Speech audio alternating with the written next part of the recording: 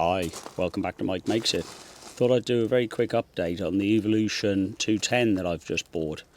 I usually complain about the blades not lasting very long. Well, I've managed to cut all this scaffold tube, 48mm tube, and that's what I'm doing it for. Fence going along here, cutting wood at the same time, and this handrail. And it's been faultless. Must be 100 cuts of scaffold tube and plenty of wood into the bargain. So no complaints with the blade on this one this time. So there you go. Anyhow, thanks for watching.